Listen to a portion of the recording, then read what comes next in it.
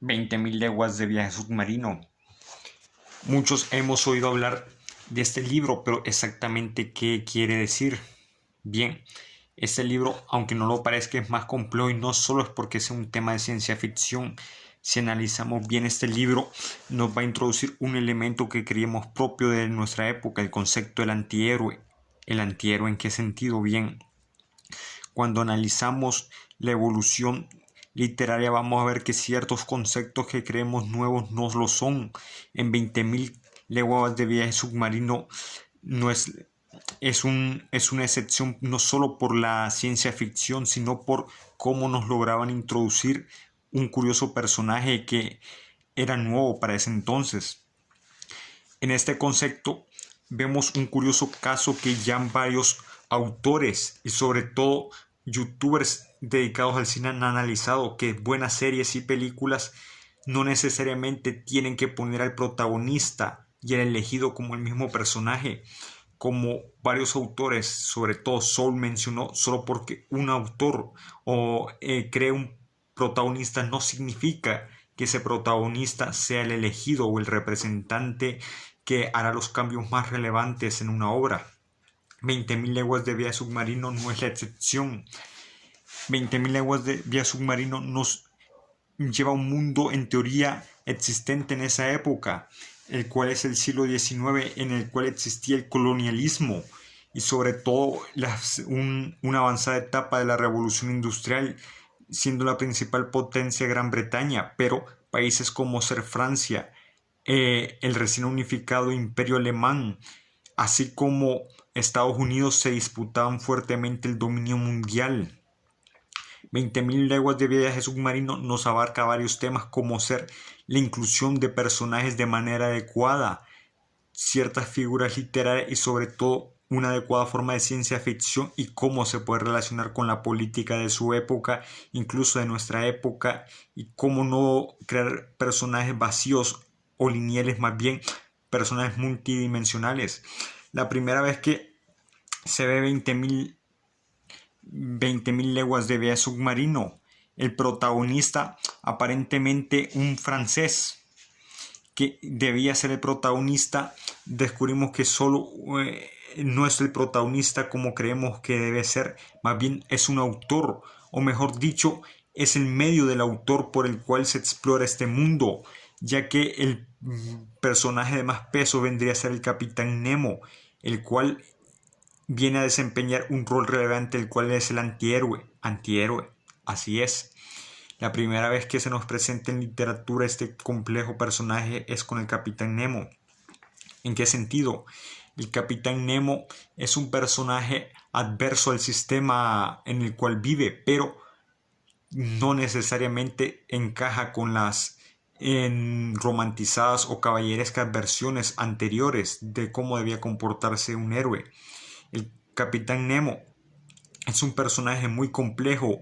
Ya desde un inicio el protagonista no entendía el origen del mismo y sobre todo del complejo sistema en el cual estaba ahora, porque el Nautilus viene a ser un sistema. ¿En qué sentido?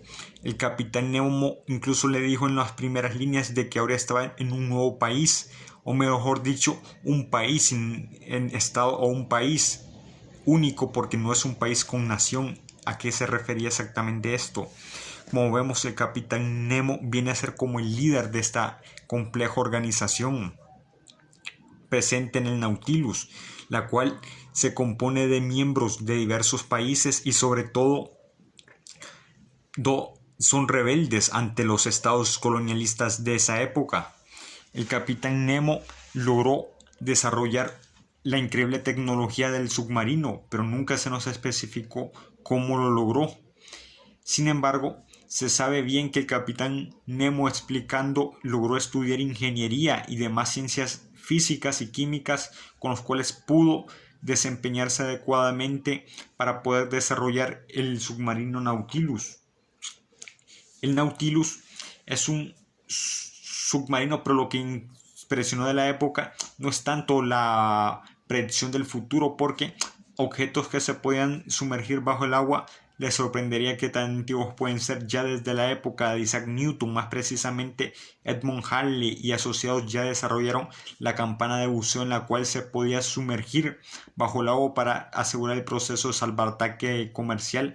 Incluso habían ideas de crear un aparato submarino en la guerra de independencia de los Estados Unidos, y se cree que durante las guerras napoleónicas se propuso esa idea para combatir a la Armada Británica. ¿En qué fue lo que innovó Julio Verne? Julio Verne lo que hizo es desarrollar un móvil, en el sentido de que no solo era un objeto que se sumergía, sino que estaba propulsado con motor y que era capaz de desempeñarse a través de varios medios. 20.000 leguas de viaje submarino al inicio nos introduce la problemática del Nautilus en el comercio mundial, pero se nos explica que al inicio el Nautilus hundía sobre todo lo que eran barcos militares de las principales potencias ya mencionadas: Gran Bretaña, Francia, Estados Unidos, y barcos alemanes así como holandeses, o mejor dicho de Netherlands. Sin embargo, no pasaba del todo desapercibido que esto era debido a un ente submarino que no se sabía exactamente cómo actuaba. Pero un dato curioso es que el Capitán Nemo tenía relación con el mundo externo, ya que si bien él creó un medio interno, una nación independiente del mundo, que más adelante se va a explicar este tema, él sabía que lo estaban persiguiendo, ya que cuando captura a nuestros protagonistas le explica: ustedes no quedaron aquí tan involuntariamente, ya que ustedes tenían intención de atacar y hundirnos con su fragata militar. Y eso es un dato importante. El Capitán Nemo se ve como un rebelde, alguien que quiere combatir al sistema. En otras obras esto sería una hazaña de reconocer y admirar, pero ¿cuál es el problema en 20.000 leguas de viaje submarino? Que el Capitán Nemo es prácticamente un anarquista y hasta cierto punto un terrorista. Que sí, el Nautilus, otra cosa que siempre dijo Julio Verne, es que el submarino iba a ser un arma de guerra, más específicamente para combatir buques acorazados, que se cumplió en la Primera Guerra Mundial. Julio Verne se le suele asociar con un optimismo ciego a lo que es el desarrollo tecnológico. Sin embargo, 20.000 leguas de viaje submarino y demás libros que más adelante se va a abordar, y que muchos, por así decirlo, admiradores de la ciencia u ciertos cinéfilos ignoran, es que no solo estaba abarcando el tema de la ciencia y la tecnología como tal, sino que se ignora muchas veces la compleja entidad de la humanidad, o mejor dicho, el comportamiento social de la humanidad. Porque nosotros estamos acostumbrados a que la ciencia como tal nos resuelva el problema, pero como ya han mencionado varios autores y ciertos divulgadores de contenido, la ciencia es solo un medio, solo un instrumento, y el Nautilus es prueba de esto. El Nautilus como tal no era el problema como tal era su nación interna, o mejor dicho, el equipo del Capitán Nemo. El Capitán Nemo nunca se nos explica exactamente por qué estaba resentido con los países colonialistas, pero se intuye, ya que un párrafo se nos mencionó que él, en uno de sus viajes, pasó por la India y descubrió que un pescador de perlas hindú, o mejor dicho de la India, estaba recolectando perlas y iba a ser atacado por un tiburón, pero el Capitán Nemo lo salvó. Y entonces el autor le preguntó: ¿por qué estás interesado en salvarlo si antes estabas dispuesto a hundir diversos barcos, así como sus tripulaciones? Él es hindú, parte del país de los esclavos, la nación a la cual yo perteneceré, y eso nos explica gran parte. Si nosotros analizamos la geopolítica de la época de Julio Verne, vamos a ver que el poder de Gran Bretaña venía de su vasto imperio colonial, pero había un país sobre todo que le daba gran poder: el Raj británico, que hoy son los actuales, valga la redundancia, India, Pakistán, Bangladesh, Nepal, Bután y Sri Lanka, así como partes de Myanmar. Este poderoso, digamos, esta importantísima colonia le daba un gran poder al coloso británico. Pero algo que se puede observar es que Gran Bretaña no tuvo interés en desarrollar este estado, ya que no compartió con ellos su desarrollo industrial. Y esto es relevante porque era un medio indispensable para mantener el control sobre este territorio, ya que si iba a compartir, nunca iba a competir. Esto nos evidencia otra cosa, que el Capitán Nemo entendía sobre el complejo comportamiento de la humanidad. Por ejemplo, si viajáramos a años 800 después de Cristo o finales del siglo VIII después de Cristo, sería ridículo pensar que Gran Bretaña hubiera podido conquistar a la India. La isla de Gran Bretaña tiene aproximadamente 250.000 kilómetros cuadrados, incluyendo Irlanda, que apenas tiene 80.000, en comparación con la actual India, que en ese entonces era más extenso, pero solo para quedarnos con India como tal, para que hagamos una comparación, tiene más de 3 millones de kilómetros cuadrados, una población de aproximadamente 1.300.000.000 de habitantes en comparación con los 60 millones de habitantes de Inglaterra. Sin embargo, la desigualdad es evidente por la industrialización, así como desarrollo de TICs y demás ciencias y tecnologías, pero en la época en la que le estoy hablando, finales del siglo VIII, no existía tal fenómeno. En ese entonces Gran Bretaña, o mejor dicho, Britania, venía de ser ocupada por el Imperio Romano. Ya había habido una guerra entre celtas y los romanos, pero debido a la decadencia, o mejor dicho, disputas internas y las invasiones de pueblos germánicos y de pueblos árabes en otras provincias, el Imperio Romano ya estaba decayendo y ya prácticamente condenado a su extinción. Sin embargo, los sajones, anglos y jutos, pueblos germánicos, invadieron con éxito el sur de Britania, la mayor parte de lo que hoy conocemos como Inglaterra, y de hecho el término Inglaterra significa tierra de los anglos. Entonces, England en ese entonces era un estado fallido, era un pequeño pedazo de territorio en comparación con los vastos territorios y reinos que ocupaba el mundo hindú. Entonces ese es un fenómeno de cómo en 1000 años Inglaterra pasó de ser un estado fragmentado y dividido de pueblos y una ex provincia romana a ser la primera potencia colonizadora del mundo. Incluso cómo llegó a derrotar a otras potencias como ser la Francia de Napoleón. La clave de esto fue su marina y su revolución industrial.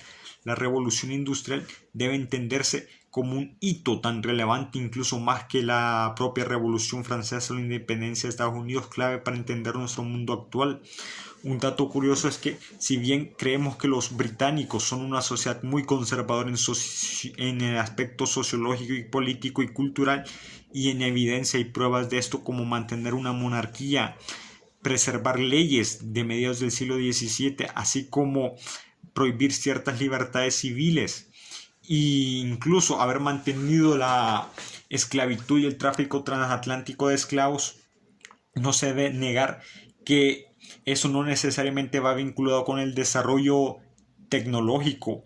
¿Por qué se debió esto? Esto es complicado. Varios autores han mencionado que este fue un proceso algo complejo. Por ejemplo, después de la peste bubónica de mediados de 1350, hubo una reducción entre el 30 y el 50% de la población en Gran Bretaña. Entonces, en Inglaterra se vio que los trabajadores comenzaron a sindicalizarse, pero de una manera gremial en la época medieval, y exigir mejores salarios al señor feudal, lo cual le hizo perder poder. Eso también se puede observar en otros países de Europa, pero solo Inglaterra y Holanda conservaron eso, y eso es algo curioso. Si bien es cierto que había pobreza y una cierta inequidad, no era la misma inequidad como en otras naciones de Europa.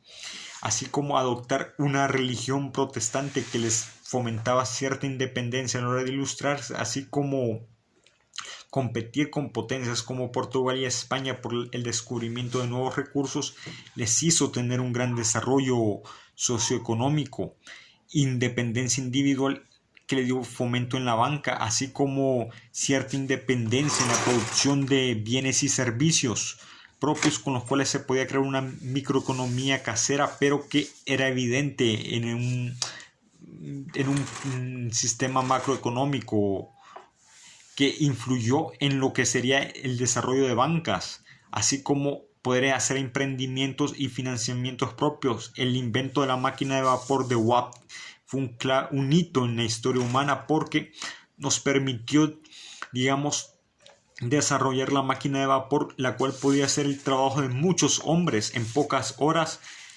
y que a su vez no era un ser humano como tal, y que si bien una máquina es un ser, o mejor dicho, obra de un ser, debe entenderse como un medio o como un instrumento. Entonces este medio nos permitió facilitar horas de trabajo, pero ¿en qué benefició a la obra de Julio Verne? Bien, la máquina de vapor fue la primera evidencia del hito que iba a ser la revolución industrial, pero también nos reveló un fenómeno, la desigualdad que iba a ocasionar, porque en teoría al reducir el trabajo de muchos hombres debía crear una facilidad a la hora de realizar productos, pero una cosa que no se vio es que iba a haber una inequidad en este acceso de producto, como señalaba Marx. Pero aquí no les quiero compartir una ideología comunista, porque yo mismo no me considero comunista, pero tampoco me considero capitalista. Esto es algo que voy a explicar más adelante en próximos videos. Entonces es evidente esta desigualdad, y que Julio Verne haya podido identificar esto es curioso, y que haya podido meter estos temas de desigualdad, opresión colonial, búsqueda de la justicia a su propia manera con ciencia y tecnología es curioso. Pero aquí vamos con el caso del Capitán Nemo. Bien, el Capitán Nemo, como ya se había explicado, es hindú, pero nunca se nos explicó exactamente cómo logró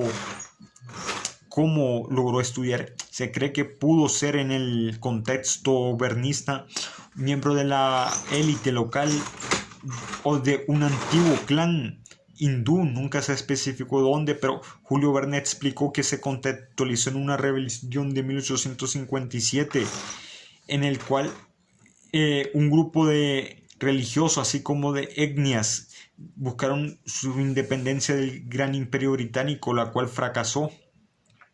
Se presume que Julio Verne también se vio inspirado por el caso de un amigo, el cual sufrió una dura invasión, mejor dicho, su nación sufrió una invasión en el caso de Polonia, durante la ocupación del despertar de los pueblos en 1848, cuando Polonia buscó independencia, hubo una dura represión del ejército ruso. Y esta violencia a la población civil marcó a Julio Verne y le hizo comprender cómo funcionaba el ser humano. Entonces se debe comprender que este contexto es relevante, porque Julio Verne nos quiso dar a entender que la inteligencia no debe estar vinculada a un solo lugar, pero que la inteligencia como tal no es un medio para solución de problemas, más bien es cómo se utiliza, porque el Capitán Nemo, si bien quería luchar contra el imperio colonial, lo hace de una forma casi terrorista, prediciendo lo que serían movimientos extremistas de búsqueda de derechos. Pero el caso del Capitán Nemo es que es difícil identificar una ideología más allá de una apatía a la humanidad por un rencor por la ocupación del imperio británico y demás imperios coloniales en su nihilista lucha. Pero no es del todo un nihilismo, sino que es como un sentimiento de abandono y de soledad y de lucha contra la humanidad, más específicamente contra los poderes y los gobiernos coloniales. El dato de que un genio hindú, porque en más de una ocasión se da a entender de que Nemo como tal es hindú, y Nemo en latín significa nadie, y eso no está puesto al azar. Eso nos da a entender que el Capitán Nemo como tal se sentía vacío y que debía buscar una razón de ser. Pero un dato importante es que Nemo, a pesar de sentirse vacío, es un personaje bastante completo, porque en las primeras escenas se nos da a entender que él sabía hablar 4 idiomas: latín, francés, alemán e inglés, así como comprendía complejos conceptos de ingeniería y de física adelantados para el siglo XIX, y cómo pudo construir este medio. El propio incluso da a entender que el funcionamiento de las empresas, los patrocinadores, y cómo él pidió diversas empresas y cómo logró desarrollar un sistema logístico y mantenerlo oculto al mundo, fue algo bastante impresionante para el personaje. Pero ¿qué buscaba el Capitán Nemo con todo esto? En sí, él era un rebelde, pero también quería buscar un medio de supervivencia, y sabía que no podía competir con ningún poder en tierra y en el mar, o al menos no de la forma tradicional. Él combatió en el mar, pero bajo el mar, un espacio nunca antes explorado. Esto sería como si hoy un científico decepcionado de la actual problemática global decidiera explorar en el espacio, o incluso lograr ver cómo podía romper las leyes del átomos, más específicamente la fuerza nuclear débil y la fuerza nuclear fuerte, para poder existir de forma intangible en un aparato, o mejor dicho, un vehículo en el cual atravesar los diversos sólidos y que ningún estado lo pudiera tocar, pero que a la vez fuera un terrorista que los atacase.